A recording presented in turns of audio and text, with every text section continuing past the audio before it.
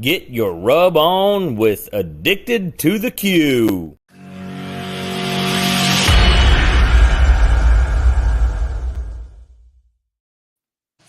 Hello, world. Welcome to another episode of the on Addicted to the Q. We are Bradley and Brian, and we have a special guest, CJ Volkerman, joining us. Let's get to know him. All CJ, right. what's that?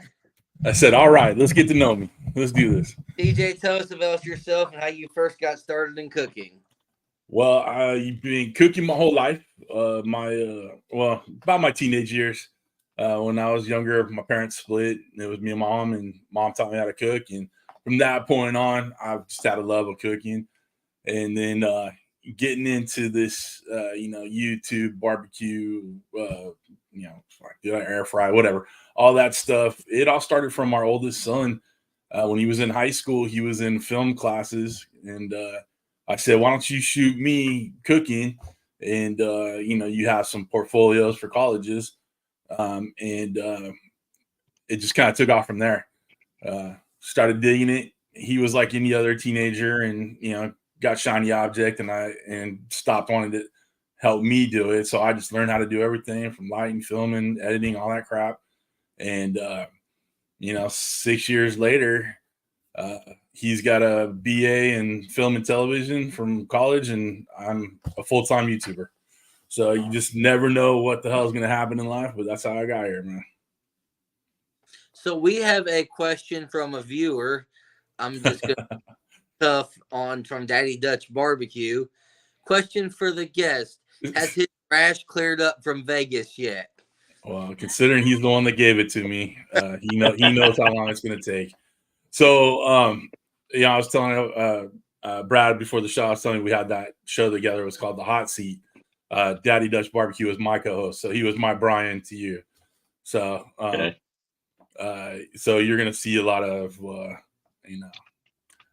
those comments. I sent him and Steve, Uncle Steve Shake is one of my rub sponsors. They're good friends of mine. So I sent them the link to like show up and say hi, and I shared it out with my my groups or my followers too. So maybe we'll see some more people in there. That's yeah, awesome. nice. Right on. Well, Brian, I'll let you ask the next one. All right. Is your okay? I Facebook stalk a lot of our guests, so I've seen you, the brands, cooking a lot. Mm-hmm. My question is, does your wife help out a lot, or is it mainly like your show, what you do, things like that? It's pretty much all of me. She'll help out. Like I had to do a spot for a sponsor on Friday, and she helped me film the whole bit and helped me read through the script and all that stuff. But for the most part, I'm a one-man show, so I'm getting out there. I try to put out 3 videos a week. So I'm filming one day, editing another, filming one day, editing another, and just kind of keeping that pace. She's a great support system, but for the most part, I'm doing my own. What we did do late last year was we actually started a channel for her, and we call it her channel is called the Bitchy Baker because she bakes and she's got a great attitude and likes to, she cusses like a damn sailor. So we just decided where my videos, I cuss too like a sailor, but I don't in my videos. I keep everything pretty straight laced. I said with her videos, just be yourself. You know what I'm saying? Just if you want to drop an F-bomb, do it. I don't care. I'm not going to worry about it. And, so we've done a bunch of videos with her. She has a full-time job, and being a full-time mother too, it's tough for her to do as much shooting as like I do. For the most part, I'm doing it by myself. Nice. I can't keep a straight face. These comments are cracking me up. Dude, Dutch is gonna have you laughing the whole damn show, man. So you'll get him on here. He'll just talk your ear off for hours. Said Bradley / Brian, please ask CJ his favorite word to describe juicy meat. Oh shit! I hate the word moist with a passion, but it's the only way to describe shit, right? Yes. So I'll put it in my videos when I'm like, yeah, this turkey's moist or whatever, and then I hate it. So there's usually a hashtag moist in the comments or whatever. I think we lost Brian. He's off. Either that or he's just really happy for this moment. I'm stupid when it comes to technology. Hit it All right, with well, at least you're there. hit it with a hammer. That might work. Yeah.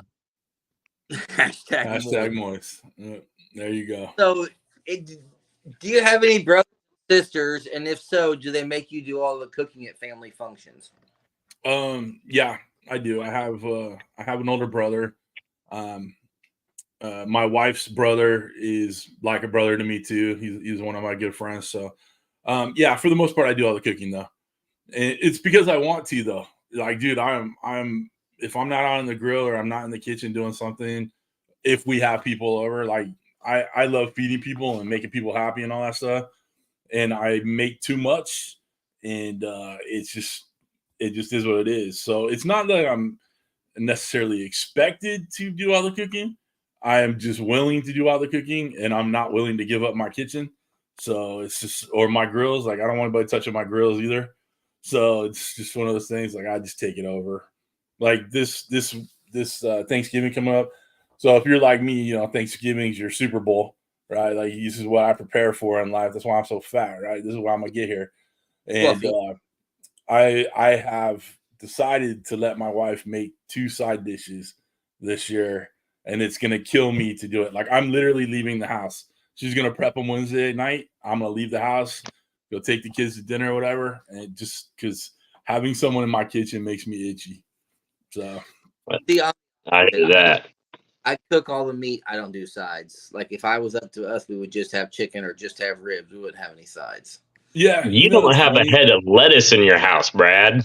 It's funny that people like, everybody, like, I can make a chicken or whatever, and like, yeah, I made dinner, but my wife has done 10 other things, but I get all the credit because I made that chicken. So I get what you're saying there. Fortunately or unfortunately, I like cooking anything and everything. So it's just like, it doesn't upset, it doesn't stress me out one way or another. I just like feeding people, like, Dutch. So what YouTube is, I'm kind of tangent here. What YouTube has done is provided me new friends from across the country, across the pond, people I'd never meet, right? Like, if I wasn't in YouTube, I wouldn't be talking to you guys, right? Yep. So Dutch, he lives in Iowa. And somehow, we became friends through the YouTube thing, 5 years ago or whatever it was. And now he's one of my best friends. And he's been to my house. We hung it out. Uncle Steve, I've been to his house in Houston, like all over the country. I now have friends that I never would have met without, YouTube. And, excuse me. And, so that's just one of the, just the best things about this whole thing. So speaking of meeting people, and when I stalked your Facebook trying to find pictures for the interview, I saw a picture of you and Bill Purvis. What's the story behind that one? Oh, dude, chicken fried. He's been on my show with Dutch a long time ago. When he started out, before he was doing even the comp stuff, I believe, he had a YouTube channel, doing some stuff. And we brought him on. We met him through the years, and dude is just a freaking sweetheart, man. Like, I was in Houston last year for the livestock rodeo barbecue deal, whatever, and he was there, and came in like a long lost brother, man. Gave me a big old hug, and I'm not a comp guy by any means, but when I see him win, whether it's the Grand Champ or whatever, like, dude, it just gives me so much pride knowing that guy's a friend. You know what I'm saying? Oh, yeah. And it's just amazing what the hell he's done over that few years, right? And blew up. Just killed it. So yeah. I look at pictures of his box, and I'm just like, I don't even know how you ever don't just get 180s on all your stuff, perfect scores, because like, it's amazing. Dude's a technician. You know what I'm saying? Like, he's got that quote unquote it factor or whatever when it comes to like, Tom Brady has it for a quarterback, like he's the comp guy that has it, and everybody, like when we were walking around and hanging out, we're bullshitting or whatever. I'm sorry, I didn't even ask. Can I cuss on your show? Sure. It's all good. Sorry. He was a celebrity, man. And I'm just trying to like, how's the kid, or whatever. And people are coming up and talking and doing all this stuff. I'm like, dude, you're a freaking celebrity, man. You're a star out here. I guess, he's earned it though. I mean, no, Yeah. wouldn't it? So DDC says Food Addicts United needs to be a shirt. I completely agree. Dig it. Man, Quint Nelson says hello. Man, we're getting comments like crazy. What's up, Quint? Quint's a follower too, like a buddy. Like he talks with us for years. He follows a lot of the YouTube guys. Been a follower, subscriber for a long time. Good dude. He's an Iowa boy too, I believe. So we like to keep him coming. I got a weird 2-part question for you. All right. Did you take home ec in school? No. I wish they still had it though. I know. Dude, the kids these days need to learn how to do something besides microwave popcorn or whatever. Cook mac and cheese. That's not like the crap. Yeah. Next part would be, what do you do with bacon and marshmallows? What do I didn't even know that was a freaking option in life. I've never put the two together. But shit, I want to know now. Like bacon s'mores, let's go. I'm actually trying to develop that right now. I did an episode and I haven't posted. It was a complete and utter failure because I put too much bacon around it, but whatever. But yeah, I did a video with bacon and marshmallows because I'm on a whole bacon marshmallow kick and I'm actually creating a rub now with it. Okay, but so let me throw this idea out to you and see what you think. I did a cookie that s'mores. I saw it. I saw the s'mores cookie. I watched the video. So what about Levi? Like, do it with just Hershey's chocolate, not the Reese's one. Just Hershey's chocolate. Do the same steps, but maybe a little candied bacon over the top, so it melts into it. You know what I'm saying? Yeah. You might be onto something right there. I mean, bacon don't hurt nothing. I don't care what you say. No. Bacon doesn't hurt nothing. So I did a bacon wrap marshmallows. Dude, that it would just melt through, right? I mean, like, how does that work? That's the trick. That you cook your bacon halfway to where it's still greasy and cooking. Okay. And then you wrap the marshmallow and let it just finish cooking around the marshmallow. I wonder if like freezing the marshmallow might keep it a little more solid too. Oh, it stays solid though, just because you're letting it sit out. Oh, okay. Yeah, cool. I mean, I'll put my bacon on the grill, get it going, and as soon as it's like half to 3/4 of the way done, I yank it off and wrap the marshmallow and just let it sit on a plate. All right, I'm in, dude. Trust me, you had me at hello. I'm here for you, man. I mean, I had you at marshmallow. You had me at marshmallow. And then volcano potatoes. Do one with sweet potato and make your marshmallow stuff like yams. Do that as the explosion on the inside. Dude, I'm in. I've never tried it before, but hey, man, that's what I love about this stuff. Besides meeting people and hanging out, dude, like you come up with some outstanding ideas together. And Steve said, and top it with a dessert shake. So he has a rub. It's called Dessert Shake. Everything is a shake, and it's the best dessert, whatever topping you could put. And simplest thing, a bowl of vanilla ice cream with that shake on it, it's killer. Like it's my guilty pleasure. So interesting. It's a great. I mean, he could put all the ingredients if he wants, but like it's definitely something you want to try for sure. I'm seeing a couple more people in the chat. I'm sorry I'm in your chat, but I see people I know popping up. Johnny Mag's Barbecue. He actually has a podcast called Pit Life Barbecue. He's a good dude. He knows all those guys, all the comp guys and all that stuff. Good stuff. I think I know that guy. I not know him, but I think I've seen him around. He's another one. Dude what- lives in New Hampshire. I've been to his house. We broke bread together. Like, and he's a brother. You know what I'm saying? Like, Nice. it's just amazing. He was actually our like backup co-host when like Dutch or myself couldn't be on the show. He'd jump on our show with us. That's cool. I'm Yeah. gonna read the first half of the YT appeals board's question because I don't want to read the second half. That's a little bit. What is CJ's guilty pleasure? Midget farm porn. Shit, dude.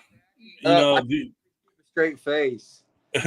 eating is just anything is, it's probably why I'm so damn luscious and loving. But a cigar and whiskey, if I can get some time together for that.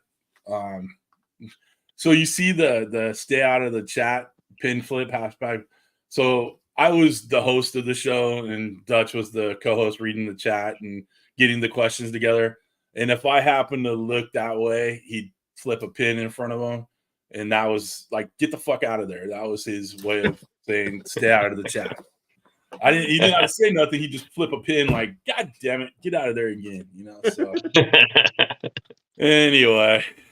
So what style of cooking do you like best? Is it barbecue? Is it frying stuff? Is it... Dude, barbecue. Barbecue is it. But the problem, or I don't know, the problem is, so my channel, you're not going to see traditional barbecue. A long time ago, I got hooked up with the Ninja brand, like air fryers and whatnot. Yep. And they sent me out their indoor grill, their first indoor grill, and they wanted me to test it out and be a part of whatever. And I just kind of latched onto that, and it started growing my channel when they released a new thing. So I became a Ninja ambassador, and I like I said, I just started growing with them, and that's how my channel really grew. So I don't do as much barbecue on film. Now I have a Ninja smoker, which is their Ninja outdoor products. And so I've been able to take my barbecue knowledge and, share it using that smoker thing. But if I had my choice in life, just give me my kettle, my pit barrel, just simple barbecue, I'd be pretty damn happy. But fortunately or unfortunately, I've kind of put myself in that position in order to me to get my views, subscribers or whatever. I still cater to Ninja, and then try to work in a little crap here and there. I actually have a barbecue channel for YouTube. It's called CJ's QUE, but I don't spend enough time on it. I started it a few years ago because of Ninja. You get in that algorithm of YouTube that you don't want to, upset it by putting something they don't want you to put on there, right? So I set up the barbecue channel, but it got to be so much freaking hard work juggling both. So every once in a while, I'll throw a little something on the barbecue channel, but for the most part, I just do my channel. And barbecues, if I film it, it'll be like a short form video or something like that. TikTok, whatever you want to call it. So, well, we all know that this is a lot of work. It is. Yeah. YouTube is not for everyone goes in thinking it's just a quick thing here and there. It actually is a pretty big time commitment. Yeah. I actually, I had a full-time gig in the corporate world up until last June, and they downsized. I got cut, and so we decided this was the time to, make the leap to full-time creating. So I'm a fat, middle-aged father of 5 that's a full-time YouTuber. Like, I mean, that's just, it blows my mind every time I think about it. But fuck, dude, it's amazing to me that this is what I do now, and it pays the bills, and that's the weirdest thing. Hey, that's awesome. And it's funny is, I keep calling myself not employed. Like, I don't have a regular paycheck. My wife's like, you're self-employed. You got a business. You got money coming in. And I'm like, well, you know what? She got a point. Yeah. So now I own my own business is the way I put it now. So Yeah. it's really kind of is. crazy. It is. Because you can work, just put as much time. You can put a full 40-hour weekend just on shooting and editing and posting and. Well, that's what I would do. I have my office here. I would do my normal gig throughout the day or whatever. Lunchtime, I'd go film a video, and then kind of edit on my breaks or edit at night, or I'd be up all night editing or whatever. Just because I wanted to make it work, and it was nice having the extra income or whatever.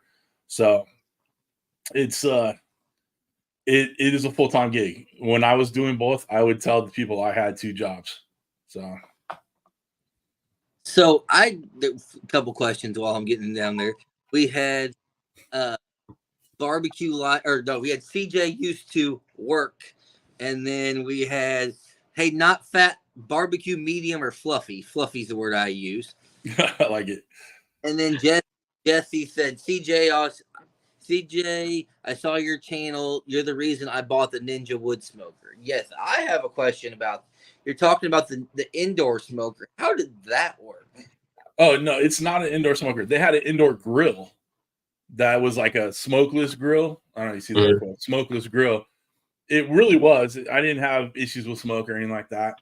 But the outdoor grill, it runs off electricity like the indoor grill, but there's a little place to put a cup of pellets in, like literally a cup of pellets.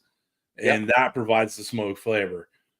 So I try when I try to come up when I come up with recipes for it, I think like a barbecuer would, and then try to adjust as a condensed, little 1 foot by 1 foot space on how to do barbecue in it.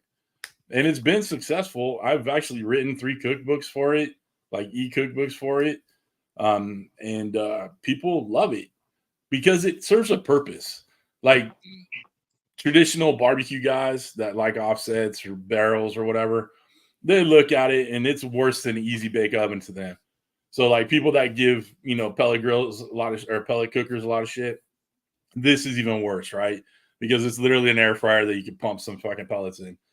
But it serves a purpose. Like if you live in a condo, you have a balcony or something like that, your apartment, they don't allow grills or whatever. You can still get, I sound like I'm shilling for it, but I'm not, but you still get the smoke flavor. You still get some barbecue. If you cook your proteins right in there, it's right up there with some good ass barbecue. So well, see, that's kind of what I've kind of learned as we've been doing this is you kind of have to appeal to the masses. And that includes somebody that's doesn't own a grill, is just trying to look into what they want to get or try it. Right. Or Joe Blow in Chicago cooking on a balcony that can't have that stuff. So yes, you can make as many videos on a Weber kettle or a drum as you want, but they'll see that video and go, well, I can't do it anyway. Why watch it? So if you'd have something that kind of appeals to the larger group, it seems like that's kind of more your audience. Right. Yeah. And the Ninja name is well known throughout the, the country. People are just know it as their air fryer basically, but then you're bringing out something like that, and they get those late night infomercials and shit like that when people are high or tired or just getting home from work, whatever it is, and then they'll buy that stuff, and then they got to figure out how to use it. So that's where I come and play, and I'm okay with it, man. It's like I came to terms a long time ago that I have a fair amount of skills when it comes to barbecuing, cooking, and all that stuff. I've learned a lot through the years, but I want to pay my bills, and this is the way to pay my bills by using Ninja products or whatever their other air fryer. Like I had some company pay me money to use their oven on my shit one time. I'm like, all right, it worked. I tried it. I don't put anything that doesn't work on my channel. I'm not going to give you crap because then you come back on it. But I'll have people, you send me something, and if it's work and it's a value and people can get something out of it, I'll throw it on the channel and use it once or twice. You know what I'm saying? So it is what it is. All right. So I'm trying to stay out of the chat, man, but so for Thanksgiving for me, we haven't been in town for the last 2 years, so I'm doing everything on my FEC 100. I told Brad I'm hoping to get some video. I'm thinking I should probably get at least 3 to 6 shots because I'm like, we're gonna have one with brisket, one with the side, one with the side, one with the side. I'm like, I'm gonna catch up. Do it. You got. I mean, I tell anybody that has a skill, fucking film it, put it on YouTube, do whatever. So you're taking the time to make a wonderful meal on your pit, dude. Film that shit. You got no reason not to. I mean, it's sure it'll be a pain in the ass later if you have to edit it out or do whatever. But Yeah. film it, man. You got a skill, share it with the world. And some people just like watching people get on the grill or get on their smoker or whatever. And as long as you're genuine and you have a smile and you're having fun and having a beer or whatever, people are going to tune in to watch that shit. That's how I feel. That's why I throw up my ideas, like the sweet potato volcano, the bacon wrap marshmallow. I mean, heck, we got a pepper that was mislabeled. We called it the Russian roulette because one of them would be hot, one of them would be sweet. And I'm like, I don't care what the world thinks. I'm just going to be me and let them see how I do everything. Yeah.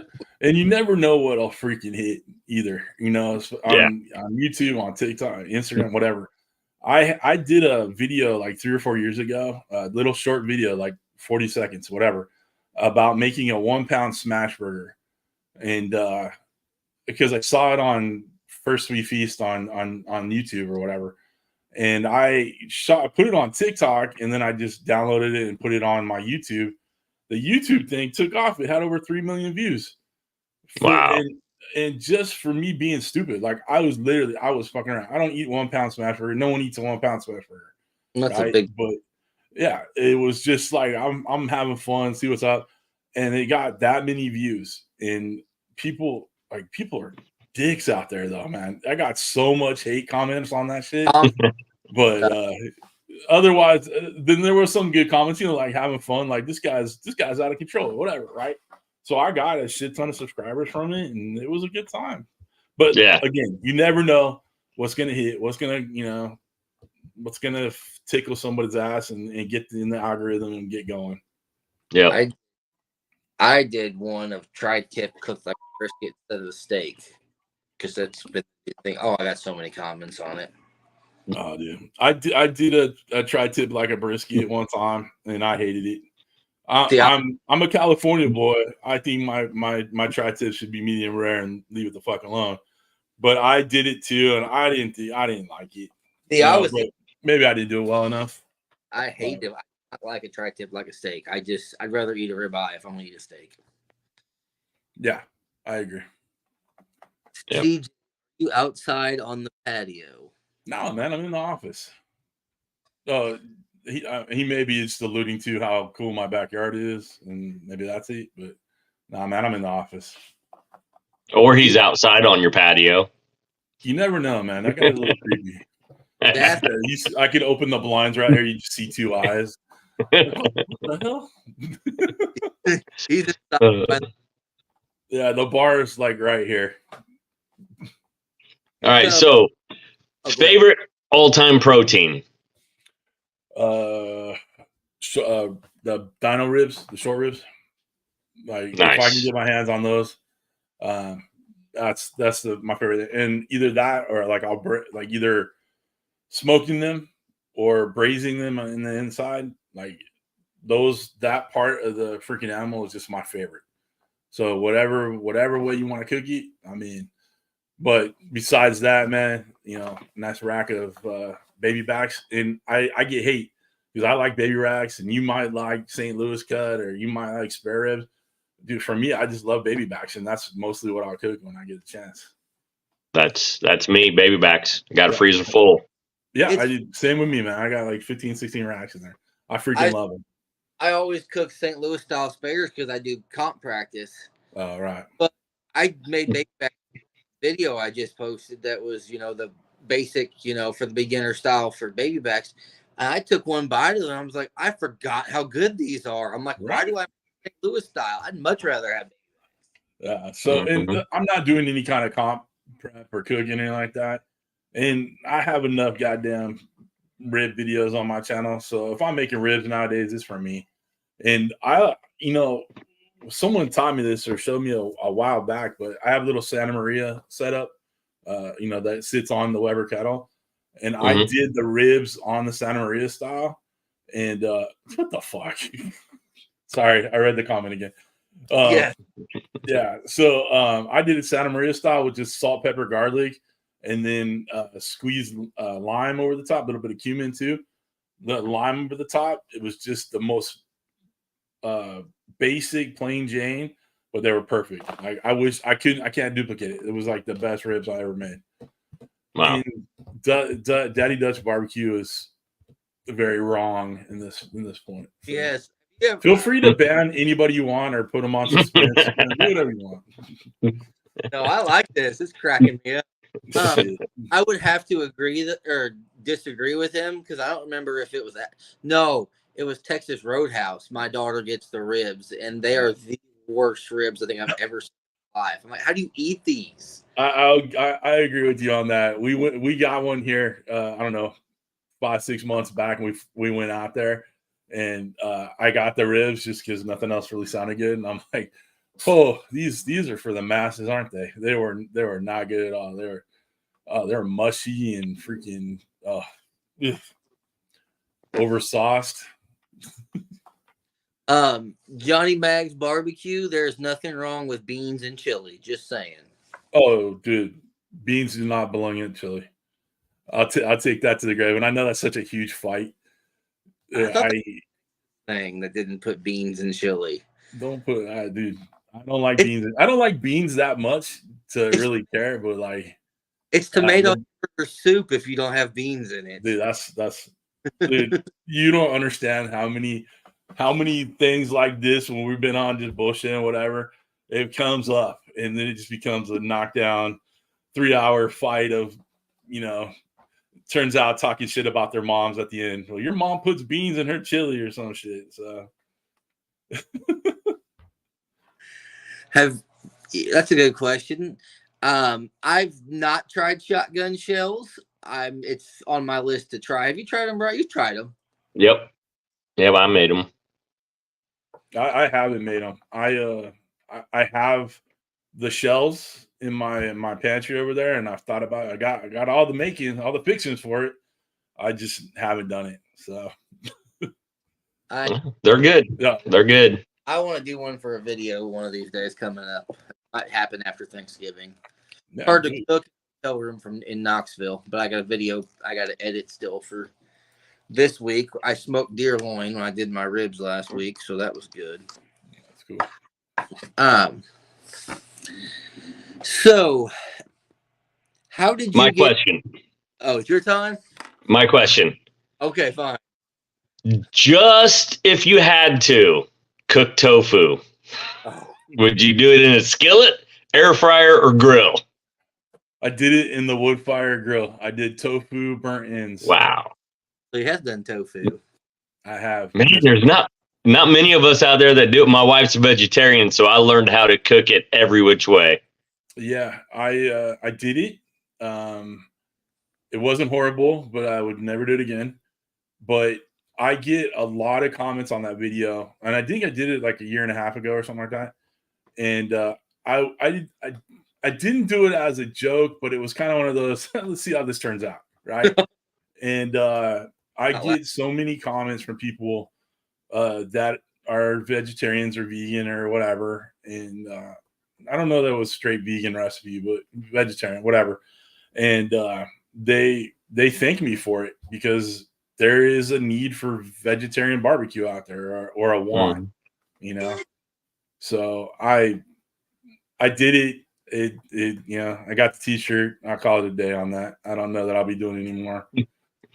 I have to do it though. She's a vegetarian. How did you get with a vegetarian? I have no clue. No clue. Every time I fire the grill up, hey, what's for me for dinner? Let me see if we got block tofu. Yeah, there's a head of lettuce. Exactly. I've done cauliflower steaks. Yep. on the grill before, and that turned out all right. I like those actually. I was surprised 'cause I don't like cauliflower too much. No, me neither. I See, don't like a lot of vegetables. That's the hard part. Carrots, I eat carrots like crazy. Yeah, That's I love about carrots, it. but I don't like cooked carrots. So Yeah, it's me like, neither. I think it's funny that I like green beans and green bean casserole. Yeah, yep. oh, Yep. What's on, man? Daddy's Dutch comment: vegetarian wife. At least you need to eat a lawnmower then. Oh my gosh.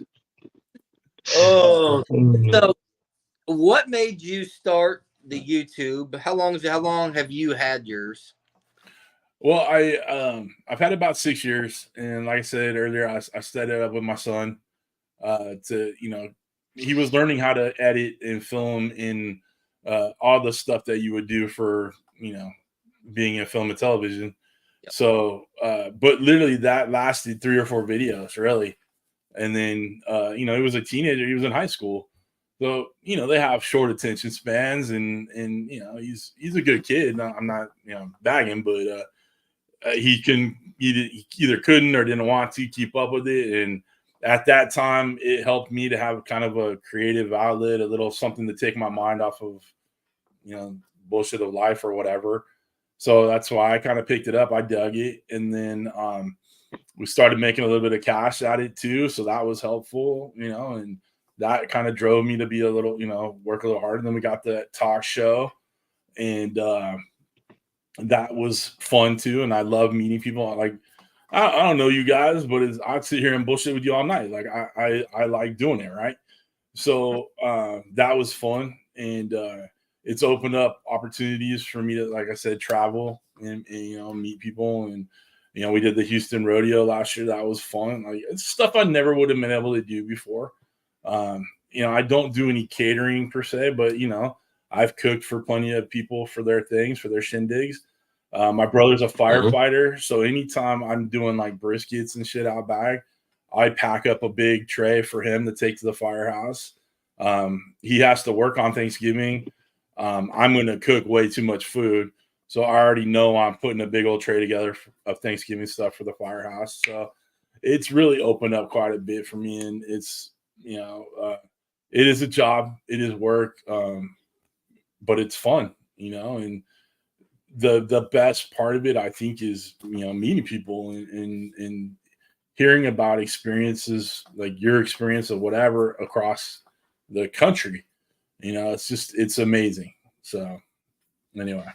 I definitely, like I said, I didn't know when I first started it how much I would like it as much as I do. It is definitely a grind getting followers, getting the following.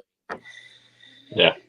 But I enjoy it. Like, I shoot videos like that I would want to do and learn and try to hopefully kind of think about what other people would like. And I enjoy making it. Yeah. Well, it's one of those things. There's a progression of being like a YouTuber anyway. You're first into it and you're like, oh, I'm just in it for fun, or I'm just, in it to, get a free knife or whatever. Right. And then it starts kind of, going on and on and on, and more things open up. And like I've had opportunities to interview for like TV shows with casting directors, like that type of stuff. It gets more and more serious. You want to do better and better at it, and work harder at it. It becomes a craft. It becomes whatever, right? So it's there's a progression of it, but what I've gone through a lot of the progressions, but what I still love, it still comes back to, is you guys, like hanging out with people. I don't do it for socialization, but having the social interactions with it is still fun. It's still a great thing. It's still like my wife and daughter are going out of town later next year for my daughter's graduation present. They're going to like London. So that during that time, I'm going to take our oldest son, and we're talking about taking a road trip. Well, the road trip's going to be to places where I know people, like, Mags or Dutch or whatever, just so I can see people along the way that, I have a social presence with, so it's just, it's no matter how far along I get with this or how much I push or how much I want to grow or whatever, it comes down to I want to, still have my friends in the chats and still bullshit. And on Thanksgiving, I think me and my wife even talked about it. I have a lot to do, but I want to set up the live stream, go on StreamYard and literally just bullshit with people while I'm in and out, having drinks, whatever. And, prepping the bird, whatever. I'll set up, my cell phone's usually my camera too on my live streams. So the laptop is what we're talking about now. I'll set this up on a tripod and just move it around wherever I'm at and just, have some fun with it. And like I said, I just love chatting with people. So, yeah. Okay, another question from the comments. Please ask your guest about his infomercial fame. I was on infomercial for the Ninja Foodie Grill when it came out. So I shot some shit here and they put it on there with a couple other influencers. So yeah, that was my 5 to 10 seconds of fame. I forgot what it was, but I've had people actually like message me at 2 or 3 in the morning. Like, dude, I just saw you on freaking QVC or whatever, like infomercial. A buddy of mine was in Vegas and his wife woke him up. She's like, "Isn't that guy you've done some videos like hanging out with?" He's like, "Yeah, that's CJ. What's up?" So yeah, that's my claim to fame right there. That's as far as I got in an infomercial. Well, get ready to say, is that the ones that I used to wake up to in the middle of the night about 3 or 4 in the morning? And Yep. It was right after the knife block set and right before the home warranty one, So every once in a while, I'd find a good mop bucket or a vacuum that looked pretty interesting on there. And yeah, exactly. So, Yeah. like I said, there's just the progressions of it. Like we got to the point where we're making some money. We did the hot seat. I love meeting people, but my channel was doing well, and we, I told my wife once, the channel started making as much as we were making with the hot seat, because that had been like 3.5 years already. I would stop that because it became a grind. Every Thursday we had to do this, nothing else. Kids didn't matter, whatever. It was every Thursday we were there. And it just became it became hard. And it wasn't so much about like finding the guests or anything like that, because we had people, they'd come to us like, "Hey, can we be on?" or whatever. We would interview. It didn't matter if you had 1 million subscribers or 100. Like we would just bring you on. If you were a good person to talk to, like if you had some kind of freaking brain, like we bring you on because we want to talk about you. And if you had 100 subscribers, we'd introduce you to 1,000 more, right? So it was a good thing. And then if the person I interviewed had 1 million subscribers, we'd be like, "Hey, post our shit on your channel so we can get 1 million subscribers too," right? So it was just all that progression. And then it became like I wanted to get to 100,000 so I can get my YouTube plaque. So that became like the next goal.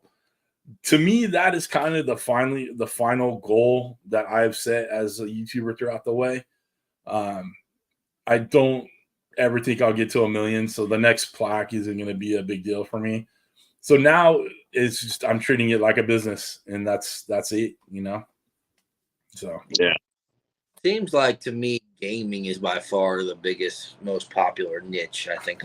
Yeah. Well, Definitely. It is. And I agree. But you know what gets paid the most on like AdSense and stuff like that is finance. Finance, stocks, whatever, real estate. Because the companies that bid for ads on, Google's AdSense thing, they bid more because they're putting it in front of, more than likely people that are affluent or, know about business and whatnot. And they want to, they'll watch that shit, So gamers, those usually are kids watching that. And so you'll see the Red Bull commercials or whatever, but, they're not, looking at Pacific Life stock options, So food for us, my good years, which sounds horrible, was the COVID era, 2020, 2021, because I had a lot more people watching the cooking stuff because people had to stay home. Yep. And they didn't know how to cook, or they didn't know how to use, rice cooker, or they didn't know how to use an indoor grill or whatever. So those were big for us. But since then, since the world opened back up, it's not as good for cooking YouTube. So I gotta catch up on some questions. I was gonna say, do you want me to explain any of what's going on in the chat right now? No, I've been watching it. So what do you dislike cooking the most? Salmon, and everybody knows it. That's why he had me ask about your love for salmon earlier. So I like fried fish. Okay, so fried fish, fish and chips, I'm good. But any other fish like that, I hate. I love shellfish. Go figure, right? Lobster, crab, shrimp. But fish, I fucking hate. So Daddy Dutch Barbecue convinced me to do a grilled salmon on that indoor grill. So I did it, and I tried it on camera. I'm like, you know what? If you like salmon, you're probably going to dig this. Like, I didn't fade it or whatever. But at that point, I spit it out in the sink. And still on camera, still with my mic on, I said, fuck you, Dutch, for making me, do this video.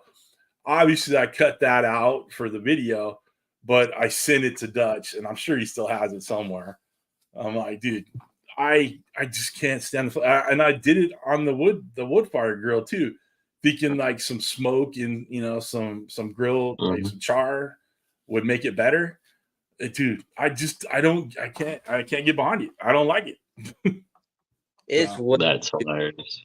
Way too fishy for me. It's got just ugh. So next, waking up on the couch at 3 a.m. with CJ staring at you on the TV. If I was a betting man, Uncle Steve, I'd bet moist tofu. Yeah, I mean.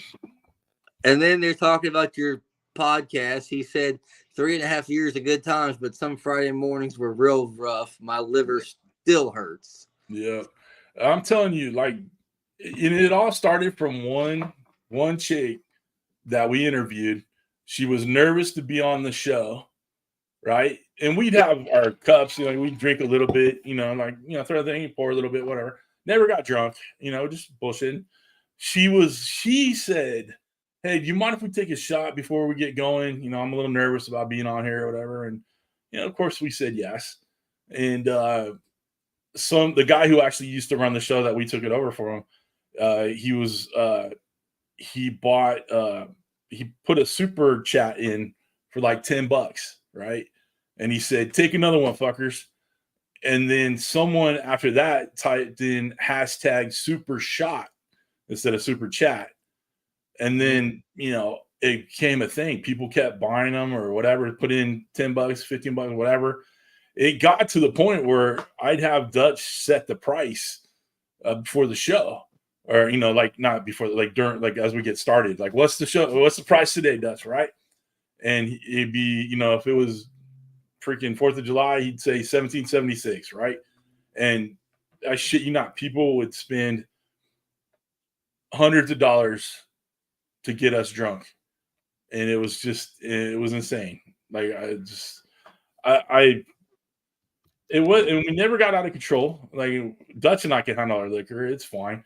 But the guests that would try to keep up with us, that would like, oh, I'm just going to take you straight from the bottle or whatever. Never could handle it. It was just like, and we would tell the people, like, don't try to keep up.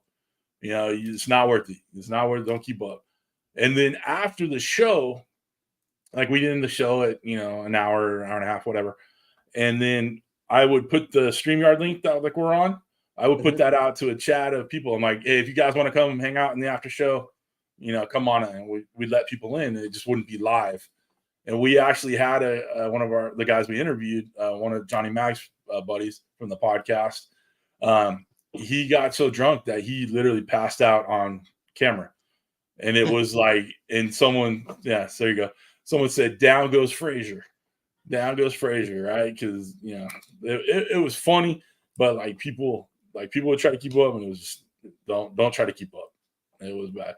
And there were times where I would pay attention to them, and if Brian, you'd ask something to Brad, and I could see Brad was like yawning or or slurring a little bit or whatever. I would start wrapping it up right away, because the last thing I want to do is make people, look foolish, on TV. So we would end things pretty quickly. Good times though, good times. But yeah, we'd be hurting. The next day, Fridays were always shitty. It just was what it was. And we did 3 hot seats in 1 week, because we did the normal one, and then we had a Sunday one because the guy in UK, and then we had a special Monday one for whoever, if you couldn't make it for whatever reason.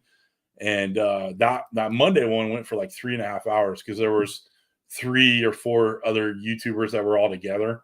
So we were interviewing, and they're all barbecue guys, and we were just drinking. Dude, no, we even said it, no more 3 a week. It was like, this is we can't do this shit. So good times though. I miss it. Like, we've talked about getting it back together, like do once a month type thing or whatever, and try to get it going again. But man, that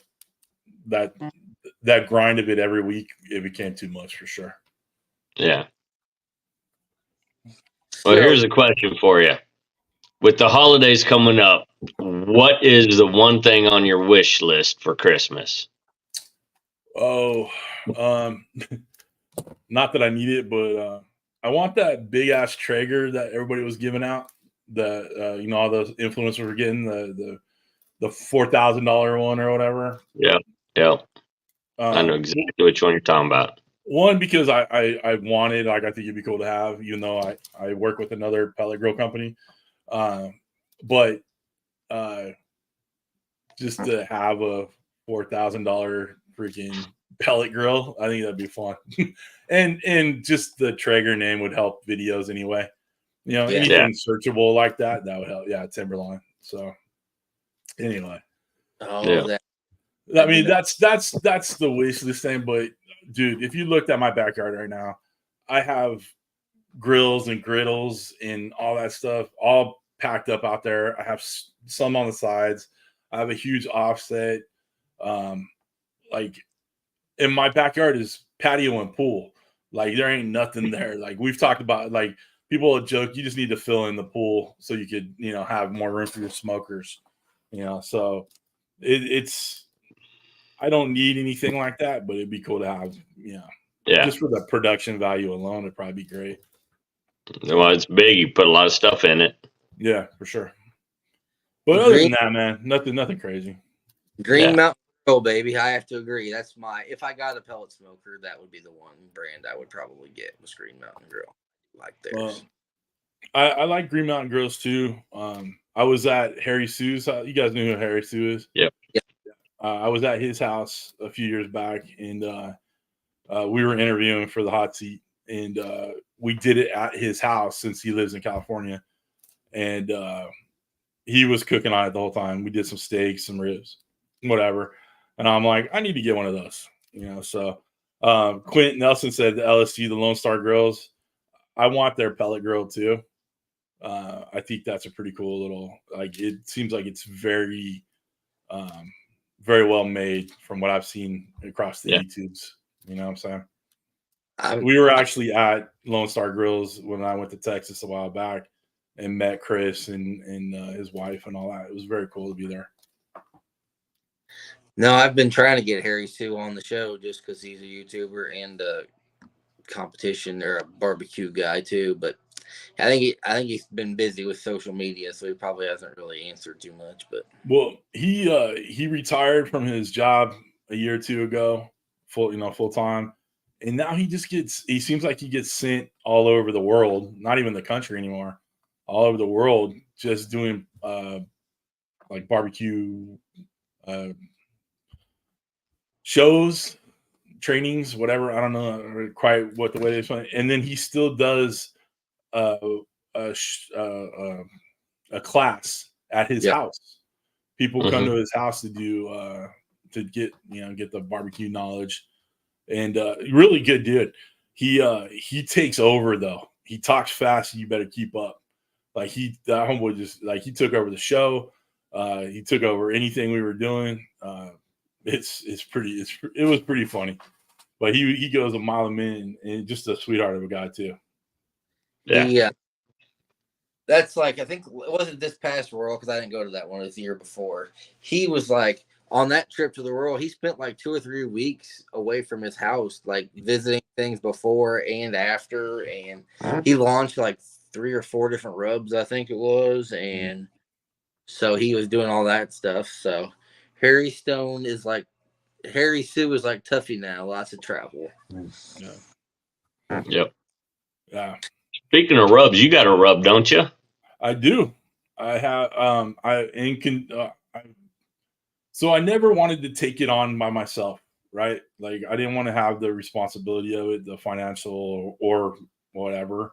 So, like I said, Uncle Steve Shake is one of my good friends and channel sponsors, and I had a talk with him that I wanted to. I had something in my brain and I wanted to get it out, but I didn't want to put the money into it, or whatever, whatever it would take to get it going from scratch.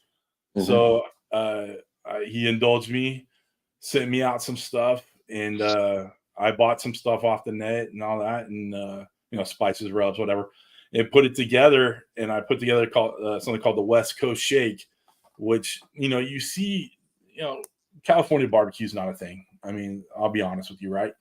But there's tons of flavor in California.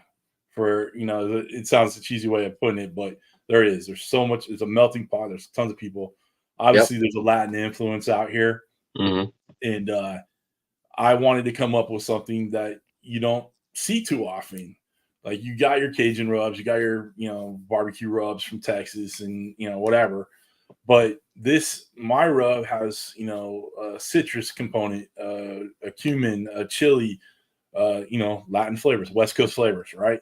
It's all based around a barbecue rub, a base of barbecue rub, but with all the goodness that, I feel is like a West Coast flavor. Mm-hmm. So we tried out, I came up with the different concoctions and different steps, and we sent it out to all the guys, and we like this one or we like that one or whatever. And then we kind of just came in on the flavor that we have today. And I get nothing from it. Like all I wanted to do was just say I did it. You know what I'm saying? Yeah. So it's all Uncle Steve. Like he took the chance, he fits the bill, he gets the profits, whatever. I just wanted to say I could do it. So I use it on my channel. I got a cough real quick. Hold on. Very good. Sorry, I did not want to do that in the microphone. So I just wanted to say I did it. So I use it on my channel. I'll promote it on my stuff, but it's not for everything. Like I'm not going to put it on barbecue ribs, right? So I'm not trying to use that for that, but it's great on tri-tip, of course, because I wanted it to be good on tri-tip because California is known for tri-tip, right? It's amazing on shrimp and lobster. I did it with a shit ton of butter and grilled up the lobster, grilled up the shrimp, put it all in butter with the West Coast Shake. Dude, I about lost my ever-loving mind about it. It was so good. So Daddy Does Barbecue used some with another one of Uncle Steve's shakes and won a turkey contest, a turkey cook-off. Yep. So it's good stuff. And I wouldn't put shit out there that I wouldn't want to eat myself. Like I have, probably like you guys, closets full of barbecue rubs, but I kind of stick with the people I know. Yep. I love Uncle Steve. Kirby Q, Kurt, who runs Kirby Q, is one of my friends. I love that guy. Cosmo, he's a good dude. I've hung out with him a bunch of times. Hey Girl, Hey, I had lunch with Susie and her husband Todd. That was a good time. Like, so I kind of Mikey from Fire and Smoke. Yeah, Fire and Smoke Barbecue. These are guys that I've met throughout the year. So if they send me their rubs, I'm gonna use them. I know they're good. Yep. Uncle Steve's kind of my main go-to because it's just been with me for so long. And I like helping out small businesses. So like, if I can do that, if there's an up and coming rub out or whatever, and they want me to try it, I'll try it for them, and I'll put it on my channel, and as long as it's good, so I'm not gonna put crap on there, but and let them have a shout out one time, and get some views on it, and I'll put their link down below. I don't get nothing from it. Steve doesn't pay me, and none. He pays me in barbecue rub. That's what like it's in random shirts and pillows with his face on it. But that's another story. Don't worry about that. And I just like helping people out, and people have been good to me over the years, so it's all good. Now, is this pillow on your bed? I want to talk about it, man. That's for after hours, but After hours. It's funny, yeah. He if you look at his let's see if I got something. I'll message you off the air. I'll send you a message. That's Uncle Steve, right? Yep. That Seen little cartoon deal, that's been on a pillow. I have this on a Hawaiian shirt. I have it on anything and everything, right? So it's but again, like, we're friends, right? It's like, I've been to his house. I know his daughters. His daughters are sweethearts, right? He raises his 3 girls, and they're freaking awesome little girls, right? So like, it don't hurt me to do it, man. And I like his shit. That's the thing. If it was horrible, I wouldn't try it. So Yeah. All right, go ahead. Sorry, Brian. What were you saying? Oh no, I was just gonna say I'll message you off the air, get your address, and I'll send you some of our rub that I make.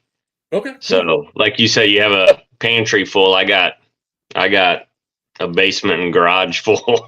Yeah. It's tough doing a business and then taking your rub business and trying to be your own distributor. So I'm just kind of going slow with it, but we're doing good. I mean, 18 awards in 3 years. Yeah.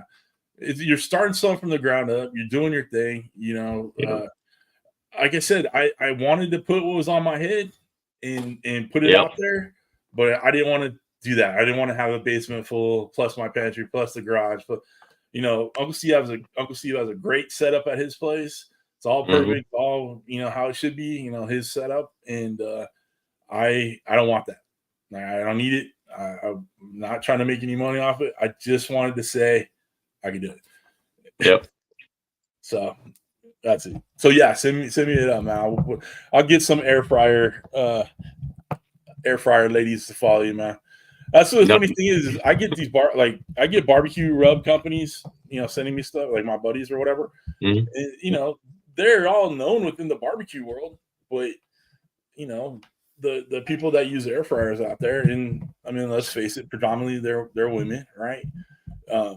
They don't know barbecue rubs from anything. So when I say, we're doing this chicken breast today, but I'm gonna put a little barbecue flavor on it or whatever, and we'll use that rub, that gets tons of eyes. Because otherwise they're going to the store and buying Lowry's, right? Because that's all everybody knows. So it is. I mean, I'm just gonna say it this way, and it might not be correct, but the public, the world out there, when they see or hear the word barbecue rub, they just think of it one way. Yeah. But it's so versatile, and you can use it in all different ways. It's true. I mean, that's how we do our rubs. Brad knows that. What do you put my pineapple chipotle in your ramen noodles or yeah. I mean, it's crazy. I put our Mexican rub in coleslaw. Yeah. Well, I did some like cheesy potatoes the other day, and I used some salt, pepper, garlic or whatever. I'm like, you could go buy all that shit, and I broke it down. I'm like, a teaspoon of this, a teaspoon of that, a teaspoon of this, whatever. I'm like, or you can just buy this little bottle here, put that in there. Your shit's gonna taste a lot better, and you've gone through no work. It's just like you don't measure nothing. Now you just sprinkle and call it a day. I think you saying that is what I've been believing for years.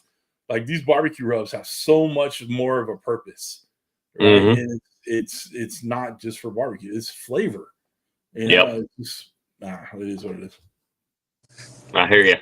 That's my philosophy. I use mine on everything, and everyone's like, "Really? Yeah." The sweet and spicier was Uncle Steve's, my favorite rub from him. I put that on my French fries, man. We get freaking In-N-Out French fries or whatever. I put that on there, man. I find so, like, I order the kids pizza from like Domino's or whatever throughout, if we're busy or whatever. Mhm. And I'll get their little wings, their little baked wings, and they're shitty. They don't come with no flavor. So I'll throw a bunch of that sweet and spicy on it, shake it up in the box, and there you go. I've made you barbecue wings, my children. So there you go. Yeah, I would definitely. Can I explain what the hell they're talking about in the chat? I'm trying to gold package, and then CJ is a white package guy. Okay, so sometimes if you order something from Uncle Steve and he knows you, you might get a little gold square with something in it that you might put in your wallet back in the day. And with his face high on school the years. Yeah. So so he has a gold package and a white package. I don't remember whatever, but that was I got that one time. He sends out shit all the time for us. And I open it up, I'm like, I have no need for this. He's like, well, you got sons. I'm like, yeah, I'd feel weird about giving my son your face on a fucking rubber. But okay. So, anyway, it's fun. I mean, it's all in good fun. And he's such a good dude. Like I freaking love that guy. He's family. And it's just fun to be able to support people that, have supported you in the past, and you want to see them do good things. And, that's it right there, man. So we have an In-N-Out, or Whataburger's better than In-N-Out, and then one guy's he's wrong because 4 wasn't enough. Yeah, I remember that one. So I'm Southern Californian through and through. I was born and raised here. In-N-Out is better than anything out there. I've had Whataburger many times, and it's trash. So it is what it is. It's such a huge fight too. When we get on these live streams, people bring it up. I've tried it. I wanted to be open-minded to Whataburger, but it's trash.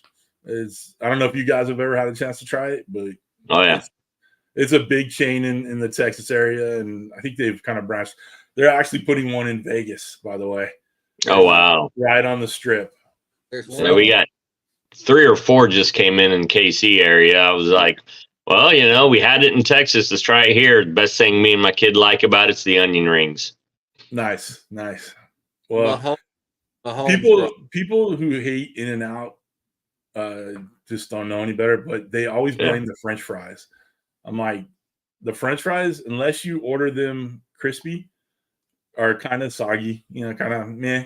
But if you order them crispy, like you actually stay the guy, like I want my double and I want this, it changed your life. It's good stuff for sure. And I order my burgers plain, by the way. Meat, cheese, grilled onions, that's it. The other thing you guys don't know about me is I hate condiments of any kind. Ketchup, mustard, mayonnaise, any of that shit, I don't use it. I don't mess with it. So when I get my burgers, I'm just tasting the burger, the meat, the cheese. Oh, so good. So, and I don't mind Five Guys. I know they're talking about that in the chat too, but nothing beats mine In-N-Out. So, but again, I was raised on it, right? If it's something my brother worked there when he was a teenager. So when I was like 13, he was 16, I'd go and hang out with my older brother, and he'd freaking get me some burgers and fries and all that stuff. Like it's nostalgic, and I think it tastes good, right? So, yeah. So, what is the furthest you ever traveled to, like, do some cooking or meet? Like, have you gone overseas with YouTube or anything? No. There is a guy. It's Smoke and Sear. I think he's based out of the UK. He's asked me to come out for something, but he's not any way like able to pay for it, like as a sponsor would or whatever. So for something like that, I would have to pay my way out there. I've gone to New Hampshire to be with Johnny Mag's barbecue, but that was more of like a social visit. Yep. We weren't there to cook or anything like that. Texas. I cooked in Texas. We were at a little meetup in Austin at the Dogfather's Barbecue. Oh yeah, Yeah, Alton. We were at his house, and he had a Lone Star Santa Maria grill, and so I cooked the tri-tip, and I was like, everybody loved the tri-tip.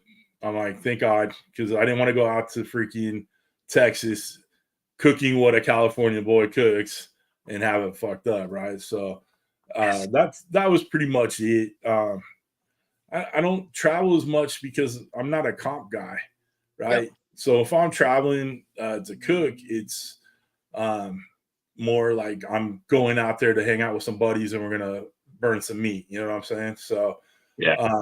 And the other thing is I'm not like hooked up with company like barbecue companies that do shit like that.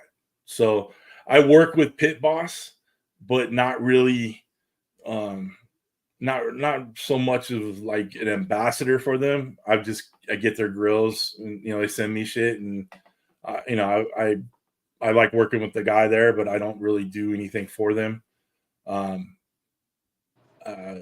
So I don't go out to I'm not like at the Big Green Egg festivals or anything like that, which I'd love to be. I think those are cool. Like I watch, Dark Side of the Grill or Captain Ron or all them guys. They go out to these, the Barbecue Buddha, they go out to all these big green egg events. And dude, I'd love to be about, go to that shit and cook for people and all that. But unfortunately, I'm not hooked up with those companies, and Ninja don't do shit. Like Ninja is horrible when it comes to that stuff.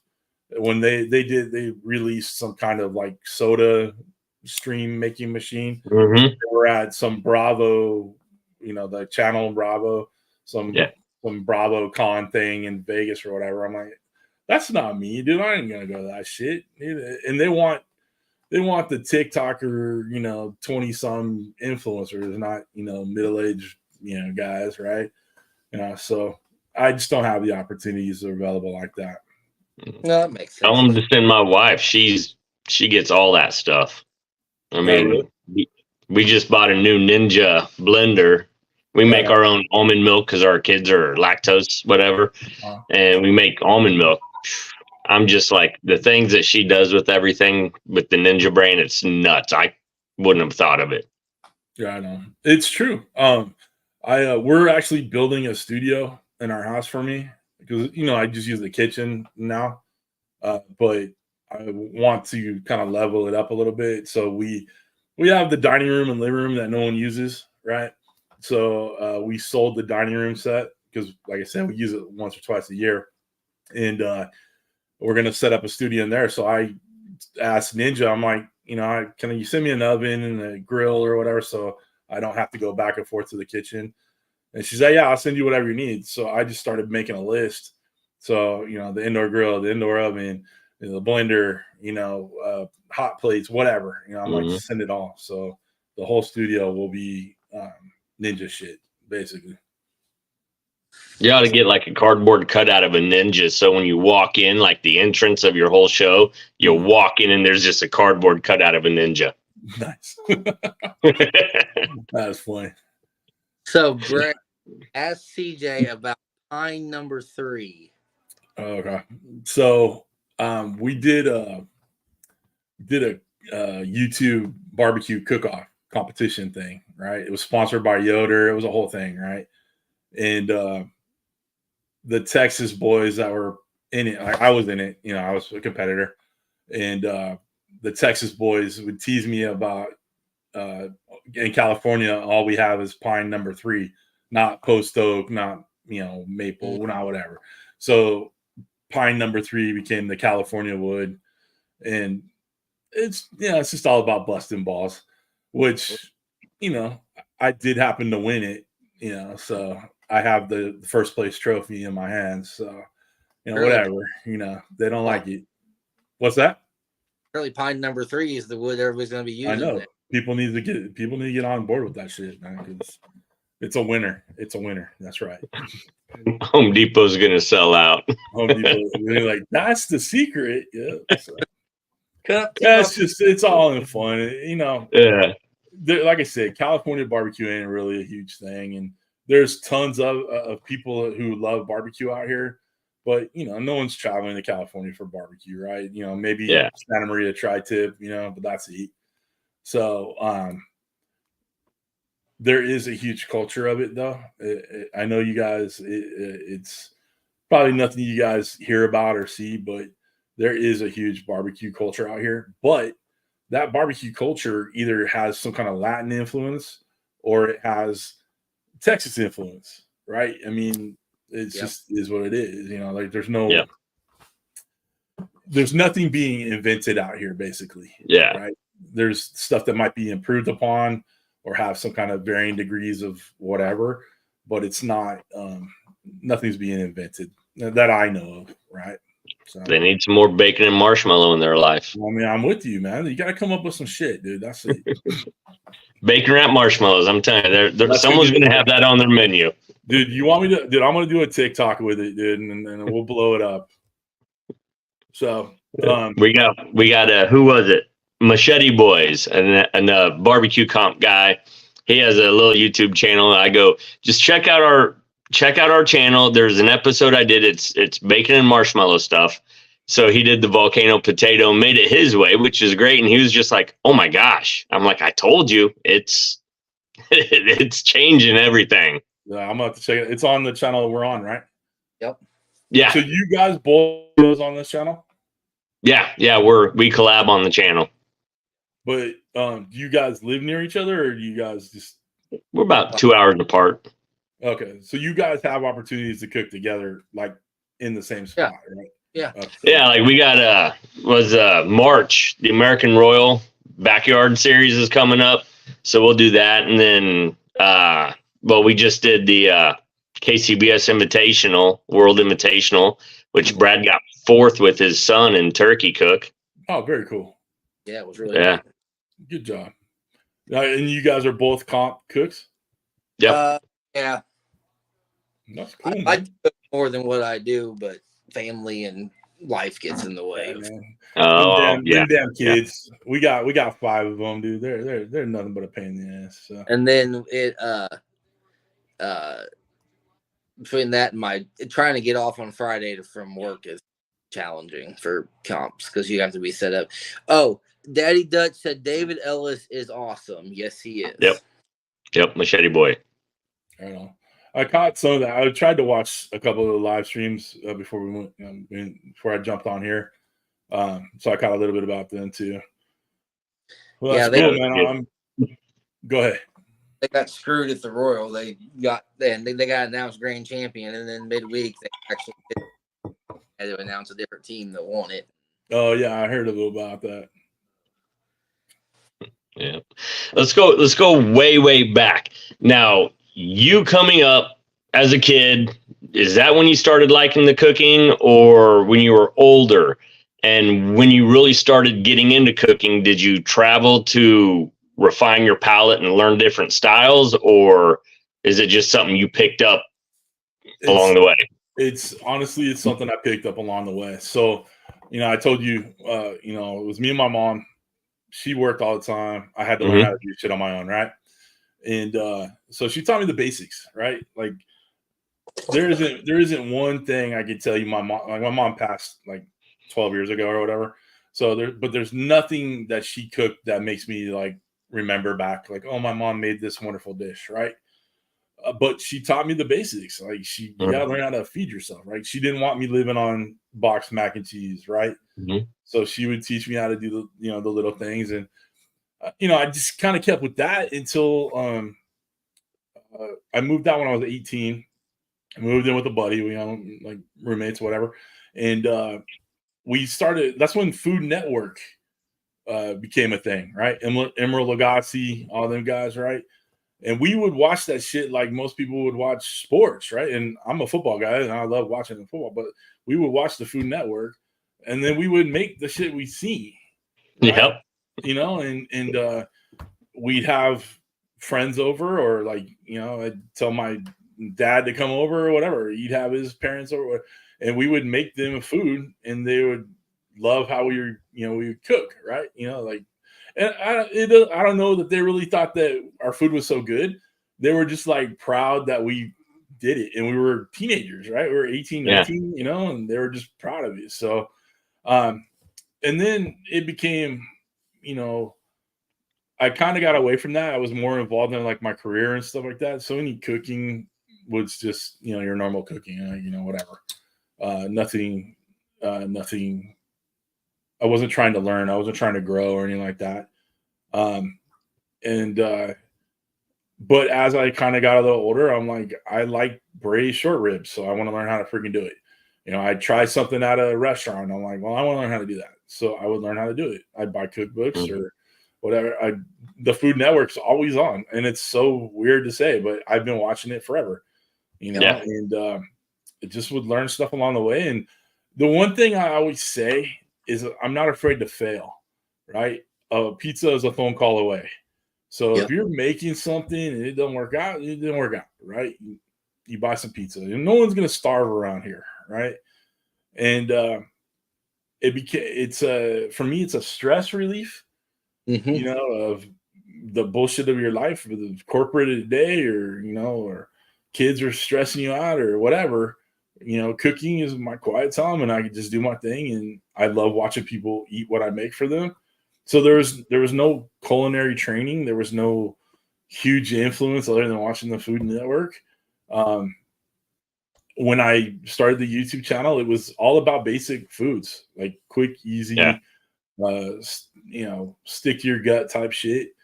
And then I decided I wanted to learn a little bit more about whatever, right? And YouTube University.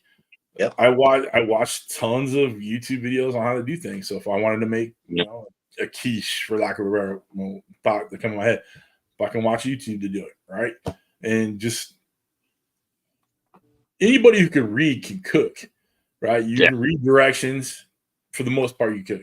There's a little bit of, you know, savvy that it takes for it, and little nuances here and there that I think, you know, I have. But for the most part, if you can read, you can cook, right? So when I put together, I don't do cookbooks like for print, like you're not putting it on your shelf, but I'll make e-cookbooks, right? So a $5 download, you download, you have, you know, 20 recipes, whatever. But when I write the recipes out, I write it as I'm talking to like a freaking 5-year-old, right? Put this in there, sign this, you know, whatever, measure that, back away if it's on fire, no, whatever. So it's just I try to keep things as simple as possible. Sometimes people say I over talk in my videos. Some people say I don't talk enough, I don't explain enough. And for the most part, my audience are people that need to have a lot of instruction, right? So I have to over explain things, explain it twice, because although people's attention spans aren't really there, they'll gloss over something for, you know, this 5 minutes, but if they come back in the next 5 minutes, I'll explain it again or recapped it so they can get it. You know what I'm saying? So I try to make things as simple as possible for anybody and everybody who can do it. Oh yeah. You remember, what's his name? Steven Reichland. He looked like the Bob the Painter dude with the little trees way back in the day. I grew up on Steven Reichland. So watching him, and then Bobby Flay when he was like 25 in his backyard. Dude, all of them guys. You know, what's funny is it's not as popular as, but I am a huge Guy Fieri fan. Like, I just freaking, I want to be that guy when I grow up. Like, not his empire, but just his coolness, like his flair, his, you know, whatever. Dude, I buy his cigars. Like, I literally have a pack of knuckle sandwich cigars. I have them right here. Like, I buy all this shit. Have his cookbooks, have a couple t-shirts, have a hat, have his knife brand, you know, whatever. Even though I work with Dolph Strong, I bought his knives, you know. That's me, but with Larry the Cable Guy. I bought his cheeseburger chips just because I liked him. I love it. Yeah, exactly. So it's I find those influences and it's I don't know quite where I was going with that, but yeah. So. Yeah, no, just a long time ago. Yeah, like growing up, and like I said, Bobby Flay. I mean, 25 backyard. You're turn on Food Network, bam, there he is watching them. Emeril Lagasse, the Bam guy. I mean, I was doing that in my smoker, throwing a little extra rub on my ribs. If you check my first videos from 6 years ago or whatever, you'll hear a little bit of that influence in there. Like I'll say something that I'll be editing. I'm like, fuck, dude, that's Emeril Lagasse right there, and yeah. And for YouTube, for me, while I was doing my corporate life, it was more for me just to put videos out. Now I don't have such the corporate tie down, so I can do whatever. When I'm filming now, I'm just talking. Like we're just bullshitting now. It's not as set, So I'll throw some babies in here, honeys or whatever. Like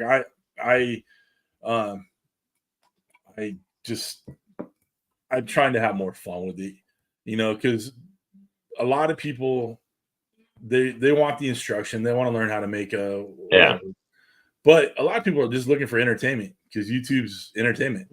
So I want people to see me both ways. Like I'm gonna teach you how to cook, but I also I could be your buddy.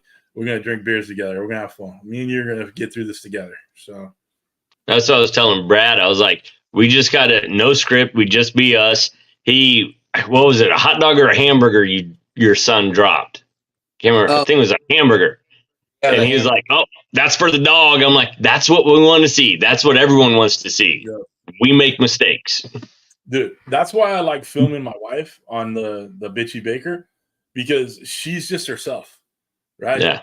And if she drops that bomb, whatever, and she's just having fun. We're bullshitting. Like you hear me, I put a microphone near me, so I wish I had a me for me, someone to help me film and banter off of and all that stuff, and that to me is fun. If you guys have that, that camaraderie, that bullshitting time, that whatever.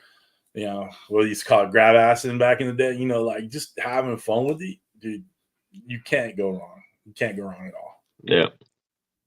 Yeah, we just got our first year done, so we're kind of excited with it. Right on. Congrats. The other thing about YouTube, man, is you got to stick with it. If you want it to do, like, I swear, if you stick with it and you put the effort in, and if you're not just in it for the social, if you actually put the effort in and grind it out and do what you're doing, you'll be successful. Like there's levels of success, but you'll be successful. So many people get into this and realize what a grind it is, and they can't handle it, or they don't want to handle it. We've interviewed so many people that are not doing YouTube anymore, right? Because it's a grind. People don't know it's hard. Like the editing, the nights, shit, the cleanup, right? Cleaning up after yourself. People don't know that. I do all the dishes. Like we have a $1,000 dishwasher in there, and I'm the one doing the dishes, right? Because I don't like dishwashers, right? So I'm the kitchen manager. I'm the freaking editor. I'm the fucking director. Talent. I'm the talent. So it's hard. It is very hard. Well, we broadened our channel to where we were doing cooking, we were doing the Pitmaster Q&As, bringing in like people like you, and let's just sit and talk and just enjoy the time to what's our next thing that we want to do besides cooking and the Q&As. So I started at the American Royal, I started, what does barbecue mean to you? And we loved it. So that's something Brad and I, if we just need to go get a shot somewhere where to comp, let's just go ask 5, 6, 7 guys, what's barbecue mean to you? And there we have episode 2, episode 3. That's huge. You got to do it. And people will watch. People want to know that stuff. There is such a huge market for barbecue on YouTube that it's amazing. Just putting something out there that you don't see. Like you don't see, what does it mean to you? You don't see those type of interviews, right? Dude, that's something that's going to hit because people want to see that stuff. people love real life, right? Real life interactions and personalities and all that stuff. I mean, that's why fucking reality TV does so well, right? So Yeah. you guys are honest on with that, man. Keep rolling with that for real. I mean, you'll see one of the guys, Terrence Jefferson. He owns Topeka Barbecue Shop, which I've got our rubs in. I walked up behind him filming him, and I was like, "Hey, Terrence," and he was just like, "Oh shit, no way." I was like, "Yeah, I gotta ask you a question." I love it. There you go. See? All right. What else you got for me? What you got, Brandon? I think I'm out of questions. What do you got? I'm about out. We talked about home ec. They don't have that anymore. No, it's true. We Gotta be our own. We gotta be our own home ec teachers. Like we gotta teach. We do. Kids, you know. We do. See, I was in the military, and when I was creating my rubs, I was also doing comps. So when I was traveling, I was trying different restaurants, trying different flavors between Memphis, Carolinas, Texas, California. You know, it's just help define a palate to what I like. Hopefully everyone else does, but I mean, so far so good with our awards and all the show. But yeah, I didn't do any classes. I did School of Hard Knocks just like you. Learn on your own, fail, and learn from the fails. I agree completely. I mean, it's just to answer your question, Daddy Dutch. I'm hoping to cook it, but we'll see. The American Rolling 24. Oh, right. I want to go to that one time. I'll be there. I'll be there. You there at 24? Yeah, my wife's birthday is right at the Royal. This year I couldn't go, so I only made it one day. Well, next year it's the week before, so nice. I'll be there. Dutch will be there. I think he was there last year too. I want to go just to be like a spectator, just to like walk around and see people and hang out. Like it's nuts. That's cool. It's insane. I don't go to cook it. I'll go to judge too. No, okay, cool. So, but otherwise, I think I'm out of questions. Unless you got anything else, we'll let him get back to his night. And get back to your night. Enjoy the night. Thank you for talking to you. It was nice meeting you guys. Nice meeting you. Send me your addresses and I'll send you mine. And I'll send you some West Coast shake or some other Steve shit, and you guys send me your rub, and I'll get it in front of some air fryer queens out there. Yeah, I'll message you as soon as we log off. Right on. Thank you. Thanks, CJ. Take care, y'all. See ya.